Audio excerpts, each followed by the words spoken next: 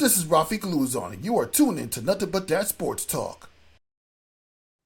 Welcome to another episode of Nothing But That Sports Talk. I'm Rafique Louison alongside Ryan Rocker, walking the Yankees cap and t-shirts. And I'm rocking the new hairdo, as you can see. Welcome to the show. Yeah, that's what I was saying. I was telling you, every time I see that here, dude, I think I'm telling you, I think of house party. Um, First house party, we didn't play when we got in trouble and the police were messing with them. They was like, "Oh, you eraser head." You raised her head. That's funny. All right. Yeah, that is funny. What else is funny? Yeah, we got to get you some good stuff real quick. Let's start off the show, open up with what I've done recently, which is my experience in the NBA draft. As you kind of see in my new posts, I got to witness Cooper Flag get drafted #1. And of course, the Nets pick up some good pieces as well, including Danny Wolf from Michigan. And yeah, the shocking Ace Bailey getting drafted to the Utah Jazz. What are your thoughts? Especially after seeing my come with me to the NBA draft. Oh, it was good. It was special, cool that you could get down there and cover that.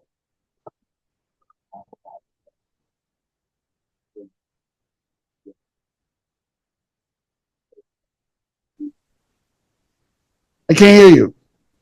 So I said it was good to definitely see you out there and do a lot of those interviews at the NBA draft. You get stuff with Ace Bailey and but the draft went pretty much how everybody kind of expected a lot of things to go.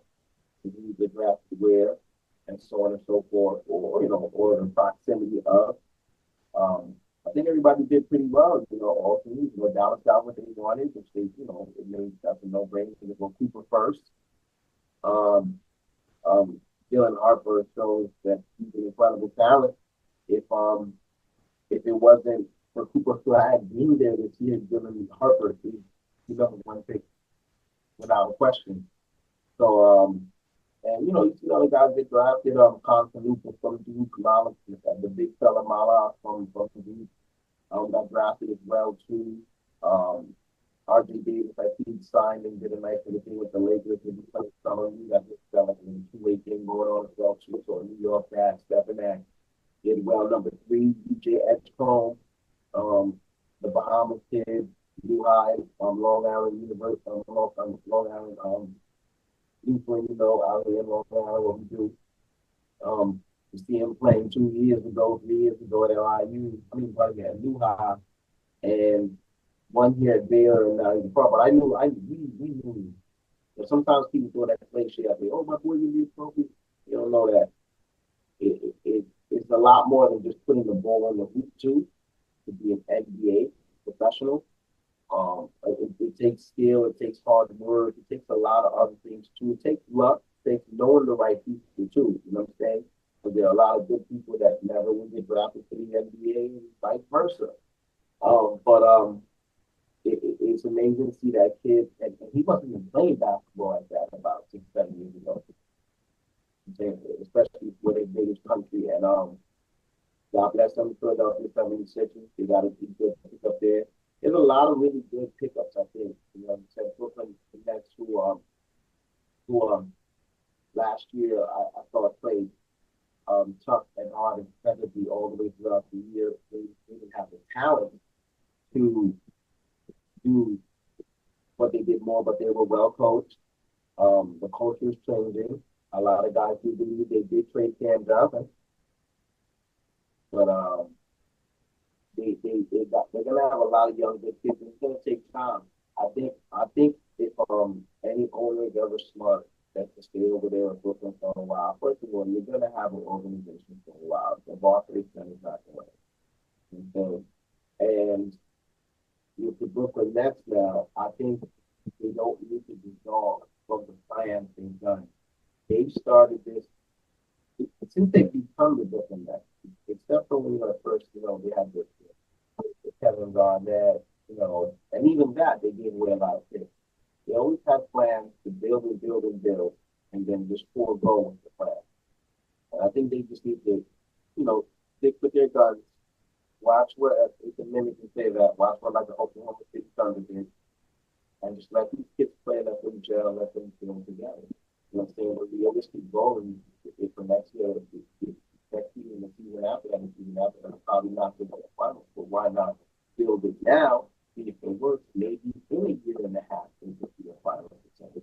But I'm not a big fan, so they'll figure that one out. Nevertheless, the topic was what you did covering the draft. That was good, and people are like thinking about that. Yeah, I was kind of doing it from a fan perspective. I wasn't in the media box, but I had to do like little come with me kind of coverage this time around because I feel like there's a lot of come with me videos where people say, code me to the NBA, code me to the NBA draft, code me to this, code me to that. I mean, there's a lot of that growing. So I figured why not just try and do my own little version. It was very good. Mm-hmm. Yeah, and I kind of did the same thing because this may not be one of the most memorable drafts like compared to the LeBron draft or even the later drafts that came after that. But this is what but the NBA draft is supposed to be where players are excited about being entered into the NBA. But a lot of players feel like they don't really want to be there. Well, you know what? We are just in a transition of, you know, I think I'm 41, going to be 40, 42 in a couple of weeks, and you're in your mid 30s now, right? Hmm? They're just different. The kids are different. And if we look at, all right, let's look at the guys that got drafted in the top five. Look at the super flag, right? Mm-hmm. They're even 19, no, right? 18 years old. Number two pick, Dylan Harper, not 20 years old. 19 top, 18. DJ Edgecombe, 18, 19. Who's the fourth pick? Constantinople? Yeah, Canoopal and then Ace Bailey afterwards. None of those kids, none of them are close to 22 yet. They ain't close, but they ain't close. And this generation is just different. And in past years, I think when you see younger, they go about celebrating and being happy more than me. You can see the and then it's also a matter of opinion of how it's viewed. Listen, DJ Edgecombe and his family look very happy. They were in tears. They knew the grind and the struggle they had to go through to be and get in that position. I've seen many other families that were very, very happy. A lot of guys were, sleeper picks. But then again, like I said, this generation and culture, how they do about things is more different. It, some of them that get to certain positions, I don't want to sound crazy because it's still hard to do. There hasn't been over 5,000 people. It's still to play in the NBA history of the game. Here goes the crazy thing. Some of them that are there and different ones, they feel like nothing, right? They feel entitled to. They feel like, the ones that's like, have the opportunity to feel like they're supposed to be there. And they're there. I get it. And you earn it to get it to be there. Back in our days and our times, it was hard. It's still hard to get to the NBA, but it was more of like a dream. You know what I'm saying? Like in the 80s and 90s, to be an NBA prospect. Like if you were growing up in your neighborhood and you had one guy or that went pro, one guy went pro, that was like he was like the biggest person in your neighborhood growing up. You know what I mean? No matter what, you know what I'm saying? Like and or but every neighborhood didn't have that. It wasn't like, the Harlems that might have a few. See, Brooklyn, y'all always had guys spread out too. Certain other got town areas too. But like to know somebody that's playing on the pro level or played on the pro level or a high level collegiate and know them personally and be around them is a different thing. These kids have more access and in general to be around these pros before they even pro. Some of them around the pros and never get to be a pro. So I think it's just unfortunately the culture and times it probably was looked and celebrated differently when we were coming up, but then here goes the thing too. They're about to be millionaires. You think they're not happy?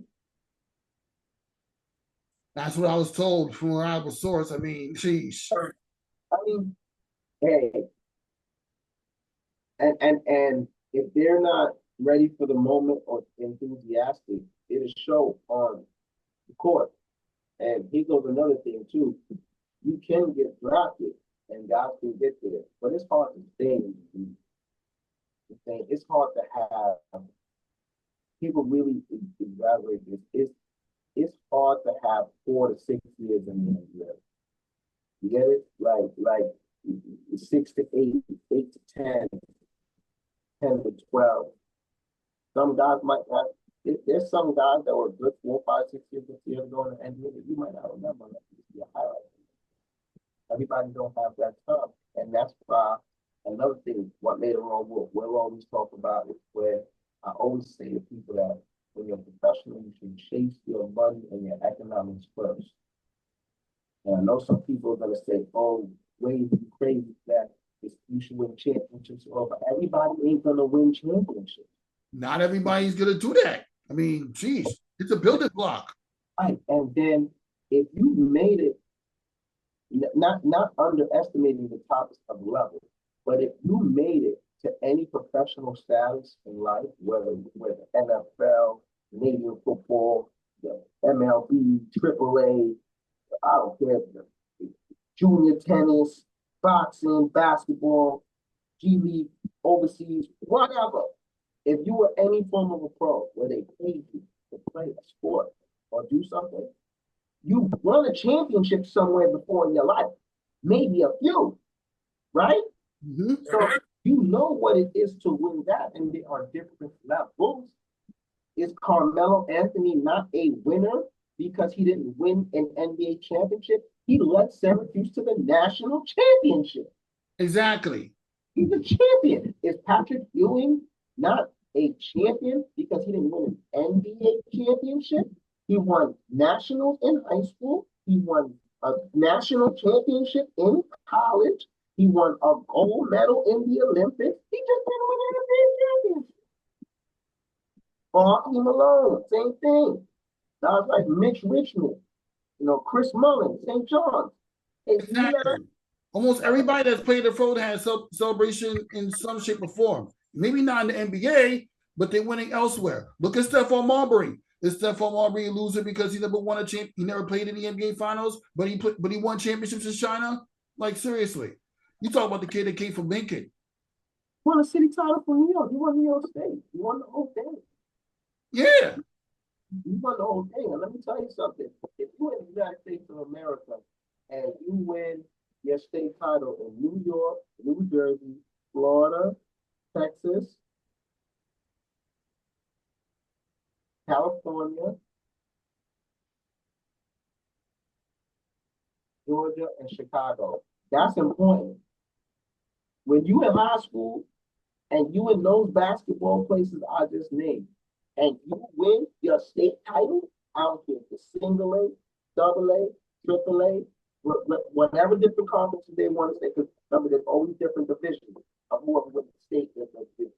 That means something. That means something.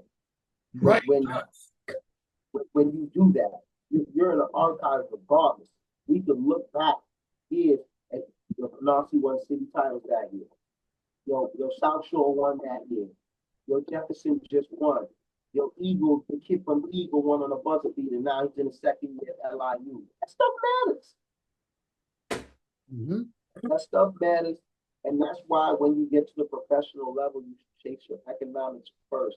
And then everything else comes also as well, too. Winning does help that, too. But you also have to compete and play well. Because if you, even though it's a team atmosphere, if you individually are not doing well, or you're not maximizing whatever your role is on the team, whether it's the first man, the ninth man, you will not get chances to play in the NBA anymore. They will pay you.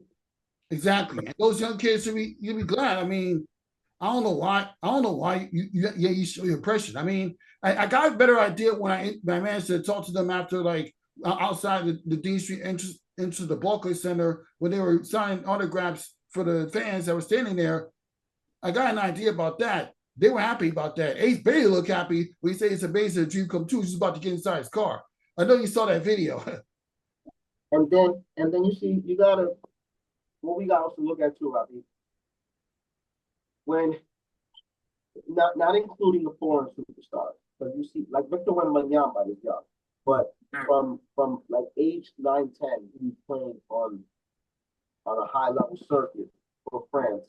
I guess he was some older grown professional high school players and then a grown man. He played for France team when he was 16, 15 years old. I mean, he was crazy, 9, 12 tall, right? I just don't want to be not stereotypical about it. If we're talking about the NBA draft, and if it's not a draft where the top part is loaded with overseas talent and drafted, and there's still overseas kids that get drafted, and overseas older guys, that come through and get drafted. Some years are more, some years are not. You know what I'm saying? This year in the first 10, it wasn't like a lot of overseas, but like I remember 2 years ago. I'm saying there was a high pick that you're doing something for that. Get it away. So, in the NBA, if you get kids that are drafted from the United States of America, and these kids are from 18 to 22 years old that are getting drafted, right? Hey, kids, you understand what I'm saying? Cooper Flag is supposed to be a senior in high school. He's supposed to be finishing his senior year. Luckily that he's polished, he's well mannered. I hate to be funny about it. He's a white kid as well too. He went to good schools. His parents were athletes as well too. They've been a part of the environment. He was not molded, but he's ready to be a professional. And anybody that speaks about Cooper Flag, they say that this guy is a hard-working machine. He's ready to be a professional. You know what I'm saying? But he's still 18 years old. He's still you know what I'm saying, Rocky? This is your nephew's age, Rocky. This is your little Ace Bailey. These are kids. These are kids, Rocky, that a year ago and 5 weeks ago and 10 weeks ago, we all watched them play on a court, on a high school court, correct? Have you seen people play in person? Not have you? I mean, yeah, I did the Jordan Brand Classic. Yes, you did. Now, have you seen Dylan Harper play in person? Yeah, the Jordan Brand Classic 2024. Yes, you did. Since then. Have you seen Ace Bailey play? Were you fortunate enough to catch him? I think I did. I think he played in that game too, but no, this is not. We're not talking about it. And you watch DJ Edgecombe play in person. Yes, you have. Yes, they're 18 and 19-year-old kids. They like even though technically 18 makes you an adult, but still. They're adults, but they're young adults. They're young children. That's a fact. The decisions that you were making at 18 years old compared to the decision that you're making now. It's probably a little more conscientious now because you're older and you're smarter. These kids, they have their family and different right people around them, so they're in positions, but they're still good. They not even, it's going to pinch them really, really soon if they didn't catch it where they going. And let me tell you something, when they play against the grown men in October, November, if they ain't ready, they going to let them know. Right, they will. Different around, you see the hazing that Caitlin Clark got, right? You see the little hazing that Paige Beckers gets. What you think? They going to let the new ones know. If you're not ready, or is ready, or what you need to do to get ready. But I just keep flipping back to it to say that the younger kids, they really don't even probably catch how fortunate they are that only 4,600 something players that already played in the NBA. See, now, when you're in the MLB, and I know somebody else, if they're watching that, say, oh, who are you talking about? If you're in the MLB and you are from a Latin country, you're from Puerto Rico, Mexico, Venezuela, if you're from Asia, where you're from Japan, China, whatever, or international sport, if you're playing that sport and get sent to a major league team, whether single A, double A, triple A, or happy to go to the professionals right away, you're young, but already playing that sport. Otani was playing baseball at a high level in his country when he was 12 years old. You understand what I'm saying? He was playing for the Japan national team. The kid down the street is playing for the Canarsie basketball league at 12 years old, or the Hempstead basketball league. That's not the Japan national team. The kids that they pick to play for the USA team, the under 16, the under 17, the under 18, you know what I'm saying? So when you at that age, if you Juan Soto, when he was a stud at a young kid in the Dominican Republic, was looked at as a star already. So he was molded kind of a little bit different of professionalism because he had to grow up quicker. Luka was playing against grown men at 14 years old. So when he got to the NBA, the physicality wasn't too much for him. Because he already did it. He just didn't do it in the United States of America. Mm-hmm. Once he learned and got to that part of the game, we see what he can do. But he's playing against grown men when he's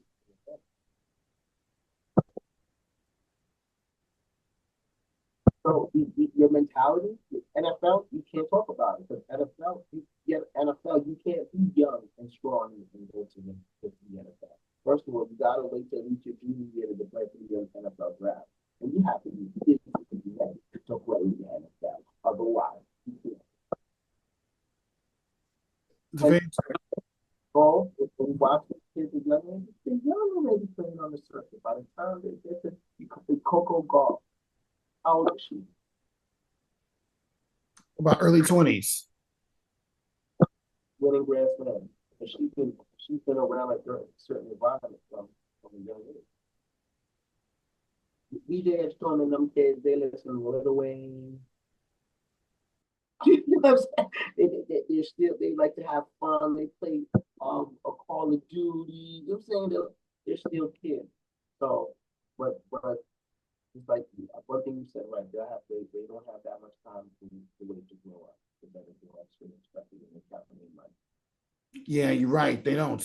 Speaking of growing up, and you mentioned high school kids. We spent so much time talking about those high school kids that started off like playing in those different leagues you just mentioned. And why not talk about the certain young girls that are playing in AAU teams that played at a certain basketball court all the way up in Brooklyn Bridge Park, right, where the WNBA initiative took place. And obviously, you kind of saw the footage and videos of that. And I know as loyal you are to the WNBA, and the WNBA continues to grow. But we're going to talk about its growth from the perspective of having add a WNBA 3-point line onto basketball courts, including Brooklyn Bridge Park. What do you think about that?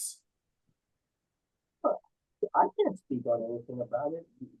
I had to watch via satellites, and you were Okay, fine. I'll say it. Yeah, the initiative was all about the introduction of the 3-point line, onto the basketball court. And obviously, you witnessed it from the video footage I posted on the internet. And you came to me one day saying that I saw you at the initiative. It's meant to like give more girls a good opportunity to develop their basketball skills by trying to launch a WNBA 3-point line. Think about it. I mean, you got an opportunity to learn how to shoot for the WNBA range before you get to the WNBA. And Mike Larry and Shanti P, shout out to them for hosting, gave the perspective of it, saying that how happy they were that they decided to do it. I mean, it's long overdue, but I'm glad that they did it. Let me tell you something. First of all, that's one thing I can respect about the ladies. Even though they play in their respective leagues and so on and so forth, they're shooting at the NBA line, just at the NBA line already. Because especially how girls like Sabrina, Caitlin, Paige, all these girls over the last few years, how they shoot the ball and transcend the game, is what they do. Of course, especially Caitlin, the girls shoot at 40 feet without. You couldn't probably even say that picture any certain ones. What a day. We were there the week before for UK Network, and seeing good things going on there. And that was a good setup and look. once they get it like that, and I like to be captive. And to give the lady that opportunity to right age to basically say, this is pro level stuff here that you would be doing on the side of the court. With the 3-point line, the one-on-one actions, the one-on-ones, 2-on-2s, the 0-3s. And, that's the stuff that gives the ladies the opportunity to be great for them to play and be in that environment. We think this part of it is a big area to play at as well, too. Where it's warm, but underground, but outside, and the body of water is there, so you get a free. So it's good for them ladies to be in that position. Everybody who got you and put on a show and make sure it's good. Mm-hmm. Yeah, it was nice to be able to put on a show, and Team Castle was able to get the win over New York City Elites in the battle of AAU girls basketball teams, 38-23. So yeah, there's that. Although it was more of a defensive slugfest, but the whole point is to showcase your talent onto a WNBA 3-point line. Not many girls get the opportunity to do that in the pro level. So the fact they're doing it right now, that's something you can't get past. Great opportunity for them. Super. And what is this more to say? If you was here, you had an opportunity to shoot for the WNBA 3-point line, you could do that right now. Yeah. Girls watching it, so like I said, for them to get that, and hopefully those are stuff they can do more throughout the year, and in New York and other areas, and these ladies who are they're ready, they can beat the guys. So why not, at their level, give them every opportunity to do so. So great look, great setup, great coverage by you guys. Mike Larry was there. The NBA aficionados was there. So that's what you want to showcase for the young youth, so they can have opportunities to do the game. Mm-hmm. Opportunities come once in a lifetime. Just like there's always once in a lifetime opportunities for the WNBA to have an expansion, which was just announced yesterday that 3 more teams will be joining the 2 teams that are joining next year. We already had the Toronto Temple and the Portland WNBA team joining next season. How about Cleveland coming in 2028, Detroit coming in 2029, and Philadelphia coming in 2030? How about that? The expansion is great, and it's good. I'm glad it's like this. Scary as it should be. It should have been like this a long time ago. They expanded. They have certain cities and certain things economically to consider a lot of stuff to make it work out. And I think there was a point too that a lot of, maybe not me and you and the loyal ones, but a lot of people worldwide, thinking-wise, feel like they ran away from the WNBA. And until the WNBA, people started giving it a chance, it started transcending, lanes started being able to just do so much more, and the game started changing, people started putting money into it, even more. Now the expansion is there, so Detroit deserves to, Cleveland deserves to, Philadelphia girls with a 2-2. So that gives opportunities. Not only, of course, a team for your city doesn't mean that everybody from the city is going to play, but it gives opportunities. Tryouts in Philly now. But there's a lot of talent down there to play for their team. And then it brings more competition too. Everybody's probably going to win a title, another one soon. Because now you're going to have more people in that frame. You know what I'm saying? So it's super for the game. Yeah, it's super. I know. Come on. You talk about 3 more cities. 2 of them had WNBA teams in the past. 3 of them had WNBA teams in the past, but they all disbanded too quickly. Detroit Shock moved to Tulsa because of Shock there, and then moved to Dallas. And the championship pedigree that Detroit Shock built in the 2000s. We don't need to say anything. Just look it up. But Cleveland Rockers, that's a big deal. Yeah. Didn't Cleveland have a team once before the game? Huh? Is this the first time Cleveland had a team? Yeah, they've had the Cleveland Rockers back in the early 2000s, but that only lasted for 2 seasons. oh man, this is crazy. This is good as coming back. This is good. Yeah, and the Portland Fire, they've had a team, they once had a team in the early 2000s as well, but they got disbanded too quickly. But you know what? I'm glad they're bringing that back. And Detroit Shock, well, they have a chance to actually. They may not get the championship pedigree they've had during like the Diana Nolan days, but at the very least, it's a building block. But I know for somebody that went to college in Pennsylvania, you're probably more excited about Philadelphia, Pennsylvania having a team, right? In 2030. So there's a lot of good ball players out there.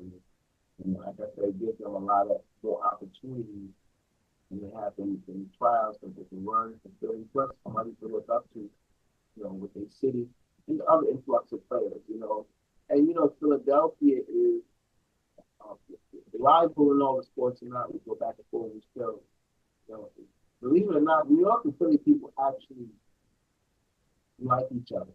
They might have a certain discontent for each other, certain but they like each other. We fight more in sport, but New York and Philly have always been able to when things are on the right hand, make sure they be on the same page. Unless we're talking about Chris Rock and Will Smith, that was the So the one thing about their city is that they're extremely loyal and they're passionate. And I know Philadelphia has a women's team there. The city of Philadelphia will flock to that. Ridiculously. Believe it or not, once say that question, you might Liberty, you're always gonna have Liberty fans, but something like that, one day who knows if I don't think a working jersey goes hard economically, New York already has the Liberty, but you might have some Liberty fans that might turn to Philly fans. I mean, why not? Look at the Knicks and Sixers rivalry. It could be something like that. That lives in Sunky, Jersey, or even more towards Camden, and Liberty fans, you'll be surprised who travels down for games and might flock to be more of a Philly fan because that's their home city. So it's gonna be good for them, no matter which way it is. I know it worked like that when Brooklyn came to New York because when Brooklyn came to New York, there was a lot of Brooklyn fans. You had some more guys that were Fort Nets fans and were happy when Brooklyn changed over because they always was going to be Brooklyn fans. But you had, and you know this, and I don't gotta say nothing. You got a lot of Brooklyn people that when Brooklyn Nets came over here, they were diehard Royal Knicks fans, and they transcended over because Brooklyn had a team. You got some of them that are 50-50. You like listen. You know what I'm saying? And then you got some of them that be like, I'll never leave the Knicks. I'm going to give this family. I know I'd be lying to say that if I was living in Brooklyn and from Brooklyn, I wouldn't be like, I'm not from Brooklyn. You know what I'm saying? It's your borough. But it's interesting. I bring it up. I was Spike Lee talking about something. And it's so crazy because Spike Lee. He grew up a Mets fan. He did like the Yankees. He didn't have that against them, but you have this right. But he grew up a Mets fan. But he didn't. But when he was growing up, you gotta remember that the Mets had the Yankees had the 70s, but when the Mets had the 80s. So it's a lot of that. It's something still for the game.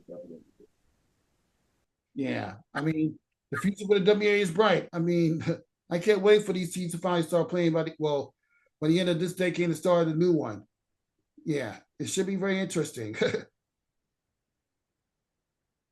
I mean, you never know. They could play. We don't know what roster they're going to call with. We can't speak on that, but what we can tell you is it's good the WNBA is finally bringing back the older teams that were disbanded years ago and adding another city in the void. I mean, look what happened with the Golden State Valkyries. I mean, they do a lot better than we thought they were. They're not championship contenders yet, but they're doing better than we thought they were for an expansion team. They should have cut that, dog. That's all I understand. You know what I said about the Valkyries, right? Yeah, and I said they shouldn't have cut that girl, the young lady that went over to play for overseas for a few games and everything. But She's like a better player, but that's a whole different story. But yeah, the Valkyries are doing very well. Yeah, they're good area. Yeah, talk about a building block. It's just something about playing a team that really has certain teams at the very least competing for a playoff spot.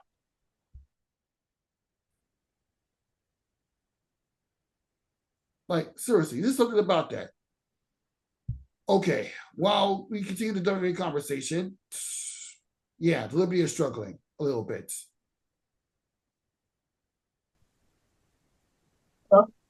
It evens out every once in a while. They started off blistering hot, championship swag and running into the season. They had a little knick-knack with injuries here and there. No, still feeling bad, but they're gonna hit a stretch and then, listen, they're the champions. You're gonna get everybody's best every night. So, you know, a little time here and there, a little hangover here and there because I know their goals in the team is to get for get into the postseason and get a run. I don't care about what season it is, and get that even though they're gonna try to shoot for the division one. But yes, that's it. And hope they have a great chance to go back to back. That they have a roster that's ready for it and the experience they've been with. I still, no matter what, I don't want to say it, but if we don't go back to back,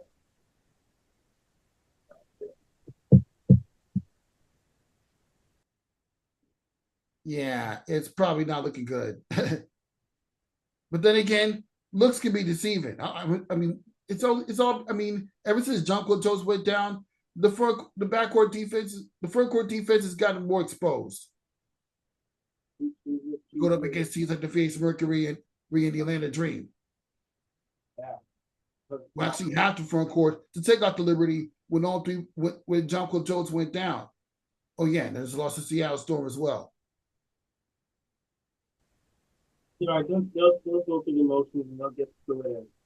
And postseason point, we should be concerned more. But they'll still find a way to get in there and qualify. They're gonna go through ups and downs like that. Like I said, and they're gonna get everybody's best effort. So, what I'm saying? You don't have to spike up your locker room to play the champions that night. Everybody can be spiked up and that. I think it's even here, it's very competitive. Mm-hmm. Yeah, that's how it is. It just happens. Okay, now on to another topic that we need to discuss. Of course, we can't leave out the major news happening today that Mike Brown is going to be a new coach of the New York Knicks. The same Mike Brown that coached the Cavaliers to his first NBA Finals in 2007 and revived the Sacramento Kings to a certain extent and made them a playoff team and was a multi-time NBA champion as an assistant coach for the Golden State Warriors. Coach of the New York Knicks. What you think about that move? Along with the acquisitions of Jordan Clark and Jordan Clarkson and yeah. Zule, this person is very hard to pronounce. He's talking about their center from Philadelphia. Especially. But I'm still trying to pronounce his name. But I got to change. I got to correct you off on. He didn't sort of revamp Sacramento. He revitalized Sacramento. Yeah, he revived Sacramento. He completely changed this. I like the acquisition. I like Mike Brown. He's very sturdy. He's demanding and strict, but he's a player friendly kind of guy. He figures out that Price, I think, could be well with Brunson. Because he clearly knows Brown has the mind to make offensive things work and things that Mike Brown are big on the ball movement pace and structure. So now I know we will see the Knicks be a little bit different offensively this year. Maybe play a little bit more tempo and pace. We can put some of their guys. And I feel the good. Like you said, he's been there, but like coach in the youngest compared to the Cavaliers.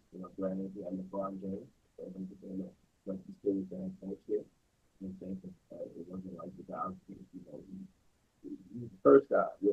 do with it, to give them different to that manage to another. To be very versatile and that a lot of good skills like the system and those countries and doing a great job with the Warriors and spending a lot of Kevin Durant, the Curry's, Clay's, Draymond, how to get move and lock and things like that. That's why I said every discipline is for good.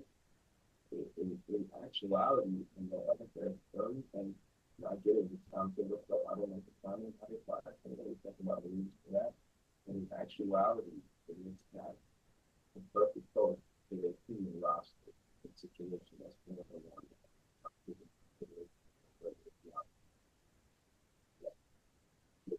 The leaders and the top left. That leads to east. You managing it. Try to do something with this roster. You know we fighting down Philadelphia. Everything that helps me to get whatever deal they're going to be in Paul George. Of course, they'll be fighting in Milwaukee. Even Davis still have Giannis going in and have Miles Turner and other good teams there, so you can make something happen. But the East is very manageable. They'll play better things. And Mike Brown is also concerned about his comfort zone too.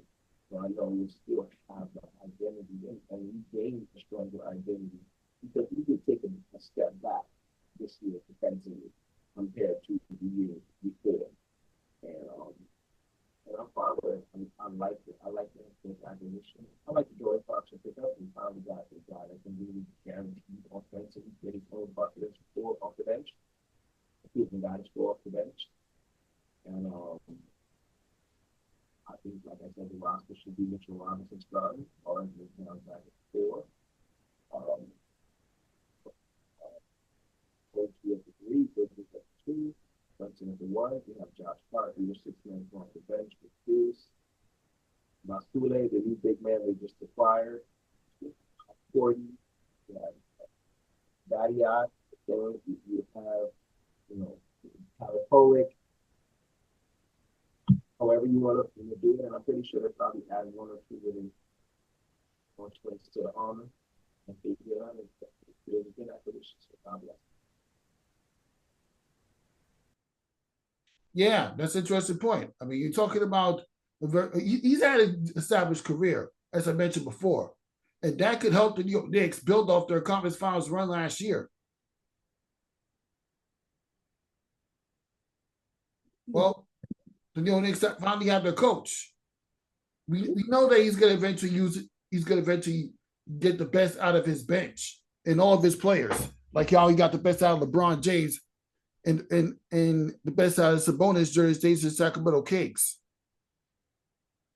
You're going to get the best out of this guy. It's very good acquisition. I'm telling you. You know how to talk to the media. Perfect. They gonna let it through. Everything is gonna work out. This is also perfect to be a black man in there as well. So I think that's really super. God bless him. Yep. God bless him indeed. And let's get to some what that sports talk, quick talks, heading to the New York versus New York circuit. Yeah, very interesting stuff happened as Gersh Park managed to rail run West Fourth, splitting the record at 1-1 after getting smoked by Gersh Park. After getting smoked by Watson a couple weeks ago in the championship rematch. And of course, you got Dykeman defeating Watson. So yeah, there's a lot going on, especially with the new broadcast dynamic Game Changer app. What you think about? And obviously, they haven't had any chance to do games outdoors because of either bad weather commit or had other plans. But that's besides the point. You still got to see the good University of York games that you would have gotten if it was outdoors. What you think about University of York from what you see so far? And you went there when they were doing the Eagle Academy Queens. I was gonna go yesterday too, but the kids were doing something again. We did a week working fun things, so I said we have to again for this. But I was seeing them, and let me tell you something. One of the ideas that I gave here, I think everybody here is out there. I think next year I think in the future they should do all MIN plastic games. The same thing that we've been saying all along. I mean, they should do it indoors. I mean, I get that you want to bring the street ball feel to it, but there's always going to be days where it's either raining raining or like high temperatures. I mean, you don't want the kids to play in the rain or in high temperature. Those are high school kids at the end of the day, as you mentioned. Their safety is more important than chase after a basketball. Think they should do an indoor site first and get the indoor site right. And then by chance, if the weather is better the day of the indoor site and then go to the outdoor park. So they always do the preparation and everything for it in one day to get everything right anyway. So that's my personal opinion, especially since how the weather has basically treated them over the last few years. And look, how many outdoor games have they played so far? None, not this year. They almost did at Gersh Park, but the rain came down at the last minute, moving them to achievement first. That was kind of dumb. They should have been put it there from the beginning. I knew that was going to happen. But nevertheless, this is great for the kids. Very, very enthusiastic to see Dykeman all over the whole neighborhood. He's Watson, the champion. That's really Watson is a very good team. They're very, very, very good team. And that was a big win for them. Especially coming off the way at the very top ball. I think it's building. And you know what? I wanna go on the limb. It's one of the first times Tri State probably ever beat that. That probably was the second time Tri State ever beat that ever in the history. Yeah, you know what? Tri-State's out to a 2-0 record to start it off. I mean, the Right. Mercedes boys had a Dykeman who are 2-1 in their first 3 games. So yeah, You probably should be the number two seed so far. However it is, I don't know. Yeah. But Tri State should be one. We just beat Watson. So we should be two. Watson should be three. Durr should be four. West Fork five. And Lincoln five. yeah, actually the standings you're kind of wrong on that. Tri-State number one, Dykeman two, Gersh and Watson split at 1-1. Gersh at one and Watson at could be Gersh at three, Watson at four. Westford is 1-2, and Lincoln Park is 0-2. So yeah, that's standings for the time being. That's crazy. They put Gersh ahead power ranking of Watson. That's the league standings. Don't look at me. They're going up the points and everything, but that's bad work. I wouldn't go a point differential, whatever has been. This is the way I look at it. And it's right. Listen, that's the standard. But Watson and Gersh played each other. Watson kicked Gersh's butt. Exactly my points. Record. So if they have the same record, how do you flip to the head because of that? Hey, listen, God bless. Men lie, women lie, numbers don't. The numbers don't lie. And obviously, York versus York's going to be taking 2 weeks off before they back out on July 22nd, where Gersh Park takes on Lincoln Park, and then Watson get their championship banners hanging. They'll be hosting Tri-States. So, yeah, Watson Park will get that hosting opportunity. I watch on TV. Or Game Changer. Don't forget to get the app. I ain't killing myself to go, not killing myself per se. That's too much of me. I think they get all that. Game Changer app. TV. Yeah, and shout out to Joe Pope for doing a phenomenal job with the play-by-play commentary, bringing like a little street ball and broadcast feel dynamic into the realms of commentating this game, because listening to his commentary is just insane. Legend. Yeah, kind of similar to the commentary you do for you do for when you do an announcing. Like seriously. Legend, man. Legend, Joe Pope is phenomenal. It's always cool when you can commentate sometimes you bring the element of like street ball or on court live commentary, but always they still get live commentary and keep it adequate, professional, enjoyable. It's good for the listeners. Like you said, things have changed so much in the realms of color commentary, how creative you used to be. So God bless. Yep. God bless indeed. All right, now to another quick topic. The Mets Yankees are struggling. Yeah, Yankees are now 3-14 in the last several games at the start off hot. When the Yankees they got wrecked by the Toronto Blue Jays. And have been 6-13 in their last 22 games. So it's they're not. At least the Yankees to lead the division. The Mets are not that far away, but it's not looking good that they'll get it together. What do you state of those teams? Let me go first. Let me just say this first. They're both not playing the big. They're playing. They're playing. They're both playing really bad. And but this is a reality check, and I don't always want to mention my Flash brother.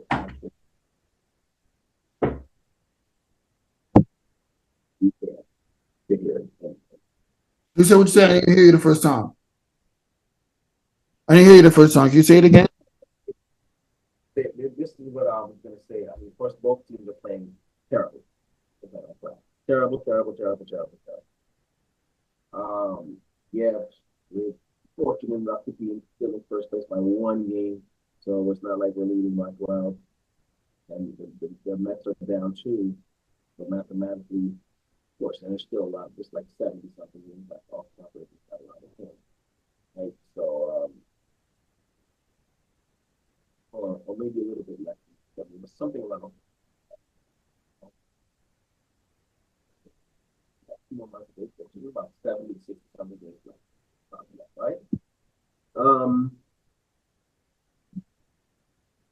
This is the reality check though. And I really and I'll make sure I can tag my guy obviously tag Crash Brother chapter one he says that but sometimes I try to tell them about the reality of baseball. Like even with the bias, like listen, you up the game and all those each other go back and forth, yeah.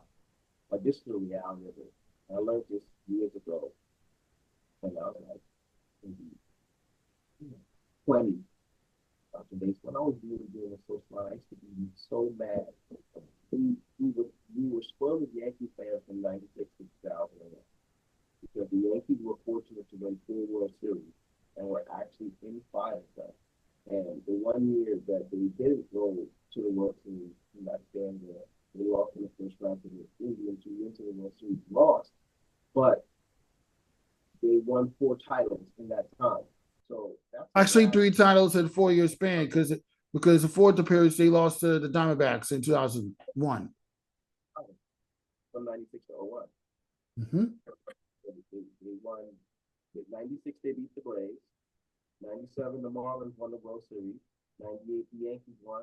I believe that might have been the Braves again. 99 they beat the Padres, and 2000 they beat the Yankees. 2000 they beat the Mets.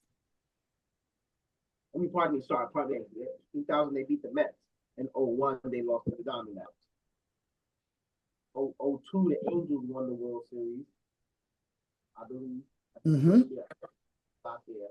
And then 03 we should have won, but that's the Boston Red Sox here with the curse, where the Yankees lost 3-0 lead. You know what I'm saying? Actually, no, I'm lying. In 03 the Yankees lost to the Florida Marlins in the World Series. And then, 04, that's where they blew a 3-0 lead to the Red Sox. But obviously, we never talk enough about that.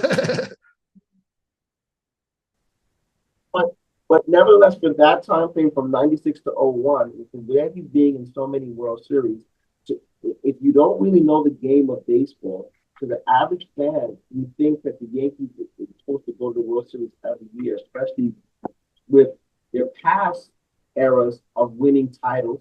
And I give respect to it, and we did it, and we had a lot of great players. We also have to remember we won a lot of those titles in the 1920s, the 30s, the 40s, the 50s, 70s. There weren't 32 teams in baseball, right? There were African Americans that were integrated into sports until a certain time. Where you can see certain athletes, plus the Latin America, plus the whole world now. So it's global, right? And the talent and the skill and the athleticism is. And I was arguing with this guy, this older guy at the job, resident there. He never wants to go, that's baseball. I said, brother, you have some points to the right, and I respect Ty Cobb, and I respect Babe Ruth, and I respect Pete Rose, and I respect Jackie Robinson, and I respect oh God, what's the guy from the Pittsburgh Steelers? I just think all those great players that played out there and did great things. But I said, there's no way you're comparing those guys to the remarkable talent that we have guys like Otani, Aaron Judge, Mike Trout. I mean, guys that are a worldly talent, and there's a bunch of guys that I'm using out. So we get blinded to think that you're supposed to win and go every year, and that's not baseball. Baseball is a really difficult game to win. It's about pitching, how your pitching is. It's about timely hitting, having the right chemistry, luck, skill. There's a lot of things. But Jesus Christ, in '96, a kid stole a home run. Jeffrey Mayer helped the Yankees beat the Baltimore Orioles, and then we went out to win the World Series. Baltimore ain't never been the same. So you need a little luck, too. The '86 series with the New York Mets, you know, they always talk all that crap. Do you know that they won one of the games because Mookie Wilson hit it and Brett Buckner committed an error, let the ball go through his legs, and that's how they came to win. Yeah, I remember. I seen the highlight. So you need a little bit of luck in this game to win. The smart manifest that makes stuff happen. That's not baseball. Baseball is a marathon. It's not a sprint. You have to be patient in the game. There's 162 games. You can't get too up or down about being 20 to 40, 40 to 10 to 30, 7 to 8. You only should start worrying if it's like you're in 10-1 playing and you like 10-9 games out, you want to get to a playoff position. That's when you got to get into gear. You're like, after the All-Star break, you got about 2-3 more weeks to go. And then after that, like, you better start winning games now. Because now we're getting down to the mathematics and nitty-gritty. And so with that being said, the Mets and the Yankees are playing bad now. And let me tell you something, smart baseball guy, and the both fan faces, y'all, we would rather them be losing now. Get all the losers out now. Get all the bad streaks out now. Because the end of August, September, both fan bases are not going to be happy if they're losing like that. You understand what I'm saying? And thank God the Mets are only 2 games out, so they have time to get it together. Also, break through some for both of them. The Yankees are 1 game up, hanging on a string. I think the Mets lost again today to 7-2 in the first game. Yeah, they got ranked 7-2. 7-2. The Milwaukee Brewers. Tonight against the Brewers again too, and they got blasted in that Pittsburgh series. They lost 1 game 13-1, 9-1, 9-2. Jesus Lord divine. Yeah. You can take it for that. That's unexpected. So both teams are playing bad. Hopefully they get all their losses out now so they can get hot later on in the year. There's a lot of talent in both locker rooms. But they're playing terrible baseball. But this is the reality. I used to always say this, Patrick. And obviously, that baseball is a marathon. It's not a sprint. You can't get too nervous about everything in June because there's still time. And everybody goes through these stretches. Everybody, unless you listen, the Mariners have won like 115 games. The Yankees won 110, 115 a few times in their history. We've had the Angels win a lot of games. The Dodgers of last year. We watched the Mets win 102 games a few years ago. You know, there's many teams that have done it and done 100 and change. Excluding teams like that, and even if you play 162 games and you win 100, that means you lost 62. So somewhere through the stretch, you might have lost 3 or 4 or 5 games in a row. Somehow, some way. Everybody has times like this. We're just going through it now, both teams. They got to keep the course, believe in themselves, get a couple guys healthy back. Hopefully things will be all right over time. Everybody goes through stretches like this. How do you think Colorado felt at the beginning of the season? They were 9-30. You know how many days they were dressing up and going losing? Too many times. You know what? I hate to break this off because we have breaking news right now going down in the NBA as the Lakers pick up DeAndre Ayton. Yes, the Lakers finally had their big man. Something will like in the postseason that cost them against the Minnesota Timberwolves in the first round. It says here, DeAndre Ayton has agreed to sign with Los Angeles Lakers. Both Portland and LA. Ayton will earn $34 million next season. So yeah, had to break the news. No, it wasn't a late thing. But yeah, I knew about that 2 3 days ago. We both knew about that. It was just a matter of time once they released him. That's better for him. Now he there where they gonna want him there. He gonna get a chance to definitely get some plays in the post and assist from Luka and those guys and rebound and block and stuff. They all right. They got their big fella. They got Luka. They got Braun. Most likely they probably gonna keep Braun. I think some of the options. So I don't you might not be involved in trades, but you never know. Still things can happen. Yeah, all right, man. Yeah, all right. Yeah, a lot is happening. I mean, this is literally the highlight of everything going on in the NBA free agency. Between that and Damian Lillard getting waived, so the Milwaukee Bucks could use the money to sign Miles Turner. How about that move? So crazy. I wish I could find the guy that made the bet, but this is before the postseason started. I said, yeah, but I said the Pacers are not going to keep my Miles Turner. And he said, I said, yeah, but they're looking to get a little younger at that position. Turner's not super old. Turner's been there for a while. More like Turner's basically a big 3-point shooter. He's not a post up, face up guy, even though he can score down low. He more can kept the dunk and do like a little jab and get the mid range, but he's a 3-point shooter. And the Pacers, they can put Siakam to do that. What he does, basically. And they can go get another power forward. Or they can put Siakam at the center and put Obi to start at the power forward. Mm-hmm. You know what I'm saying? And then go get another power forward and play the pace that they want. But I knew they weren't going to sign Turner because I knew they were thinking about going in not thinking about going in another direction. It showed what happened. They offered Turner 2 different deals, and I heard the money wasn't. It was insulting.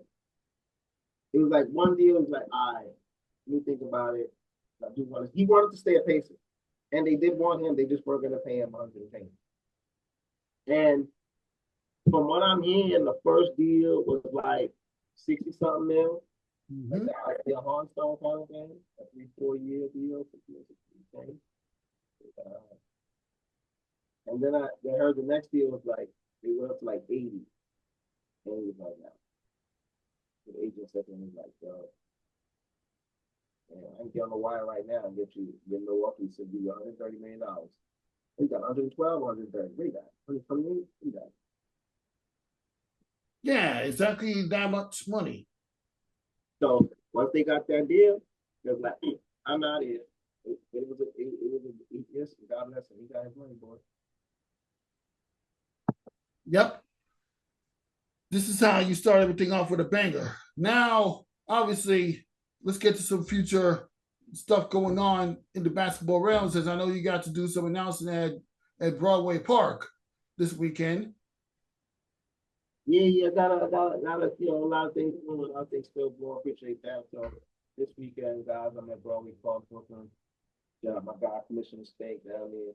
Got a team at the Takeover Tournament. My man Russell Miller, my man Prime Fausto, the Prime Focus Studios LLC. My man Commissioner Moore, the Takeover Tournament. Yeah, Broadway Park had a team in, and State was like when I did with announcing the live streaming. So we were invited to come out there and do the work we did out there in Broadway Park. So God bless them. The Saturday was good. They took a week off the one with the rain. I couldn't be Sunday, so now I'll be there both days this Saturday and Sunday. So I'm looking forward to that. They got a nice thing going over there. Good vibe. Yeah, they have the people set up. They have their beverages being sold, food being sold in the bar, concession stands, little DJ work. I'm out there seeing it, so it's a good vibe. So I'll be there this weekend. In a few weeks, the Rose Classic for Long Island will be starting up. So we'll be doing dance for that for the 6th and 8th grade girls. That'll be pretty something cool going on too. 5 a.m. Brotherhood weekend on weekend. I'm doing this Sunday as well. Plus Broadway Park. Sunday I got a long day. So plus Broadway Park. So God bless my man John Piloto down there, the father and brotherhood. Some of you already talking about stuff with the winter league and running too. So crunch time, my guys, Rev, Mo and them, they got the college division going on. We're supposed to be doing the college games. I'm just waiting for them to tell me when the start of that is. We do know Boone's going to be down there doing announcements as well. Slim probably trying to make it sound right. So I know he's busy with something. I let it pop out with that. They talked about Foreign, but I knew the Foreign was not there. About seven. And with the college division, basically go back to the whole thing's first round. That was them. They gave him the opportunity, and that's when Danny base. And we didn't see what's going on with that college division. The end of the summer, we'll have no Canada, no peace tournament this year, taking a year off, so we'll be back next year. And God is great to us. And so this year, at the end of the summer, God Nation of Harlem, definitely going to be there once again. No problem with the date. In September, everything for Chris, the BK Network event, me and Slim always do that. And going for the young man, which has some good news out there, so that'll be going on too. I got two things in brewing. I don't even want to. I'm gonna speak of it because I don't really the conversation is real. And I don't think out of it, but I'm coach now who used to coach Upper Room and has team legacy. We have teams in the brotherhood and doing other things. We worked on a lot of things. LLC. He had a conversation with me because we're going to be setting up a platform where he has an AAU program. He has a bunch of them, and he's going to have AAU events, and he wants to have like a podcast, like a live stream or a podcast where we interview AAU players and athletes at young age and asking questions and get them to feel like that pro feel. So of course he comes to me and says, "I'm trying to get you to be like you. I want you to be the host. That's it. You're the host. Is it a fun time for you? Blah, blah, blah." So like, okay, get that part together and then let me know. And I had a really great conversation yesterday with H2O. And what's his name? They're gonna send me the information. We had a really long conversation with the guys with Mr. Williams, I believe, with NYC 32 Elite. So I do a lot of the high school and youth stuff with them as well too. He's also introduced a platform to me, which we're actually going to be talking about next week. It might be going to a sport by next week, no later than the next week, with Walker and Rafique NYC 32, where now they also want me to host and do shows with interviewing the players and the kids and getting what the message of the platform for NYC Elite 32 is and getting that out there. Like, people don't even, like, we kept saying that, announcing it, but people don't even understand. Like, if they had an event the other day at Queens College, that's the biggest AAU tournament in New York City and state still to this day, to this year. Not to the day, to this year.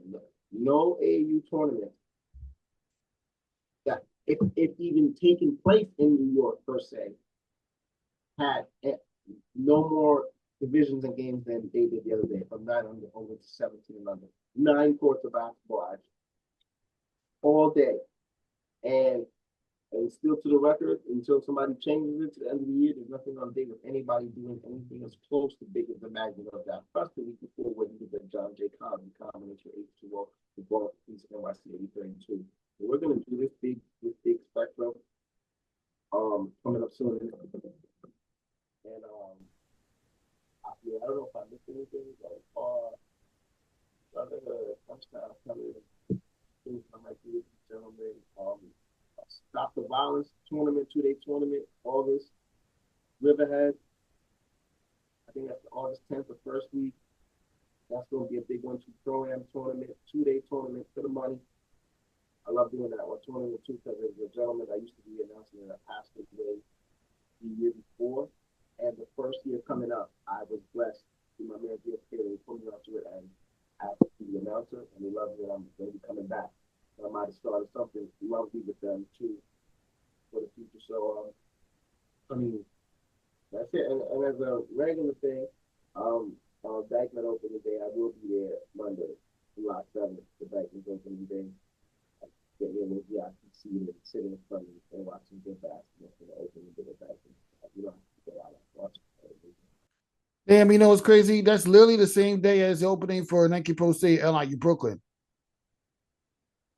Did you get in there?